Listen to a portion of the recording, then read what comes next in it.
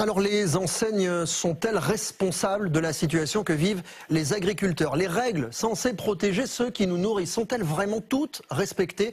On entend beaucoup parler de loi Egalim, de Mercosur. Nous allons prendre le temps de répondre ce soir à ces questions avec vous, Vicky Bogart. La principale revendication des agriculteurs, c'est de faire respecter cette fameuse loi Egalim. Pourquoi ?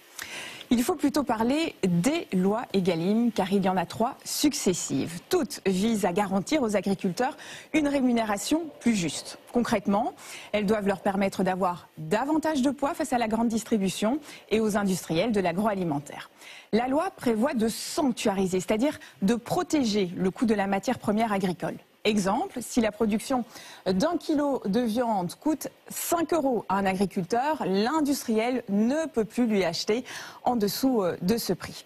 Elle encadre aussi les promotions. Exemple, un produit acheté pour 1 € au producteur doit au moins être vendu à 1,10 € par le supermarché. Sauf que les agriculteurs dénoncent un contournement de ce texte, de cette loi Egalim. Oui, ils pointent du doigt des enseignes de la grande distribution avec des centrales d'achat situées à l'étranger qui ne sont donc pas soumises à la loi Egalim. Selon des syndicats agricoles, des distributeurs seraient aussi de mauvaise foi et refuseraient de reconnaître la hausse des coûts de production liés à l'énergie ou au salaire.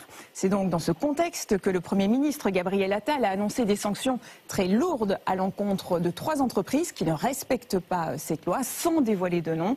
Un renforcement des contrôles est aussi prévu dans les prochains jours. Alors, autre motif de colère, Vicky, le Mercosur, cet accord de libre-échange entre l'Union européenne et certains pays d'Amérique du Sud. Tout à fait, les agriculteurs font pression pour que cet accord ne soit pas signé à Bruxelles, car il permettrait d'importer plus facilement davantage de viande, par exemple, ou de sucre venant d'Amérique du Sud avec des droits de douane considérablement réduits. Ils redoutent donc l'arrivée massive de produits à bas coût, ne respectent pas les normes françaises, surtout qu'ils font déjà face à une forte concurrence de produits venus d'ailleurs. Environ la moitié des fruits et légumes que l'on consomme sont importés, c'est pareil pour le poulet. Hier, le Premier ministre a donc rappelé que la France s'opposait à la signature de ce traité. Merci beaucoup, Vicky.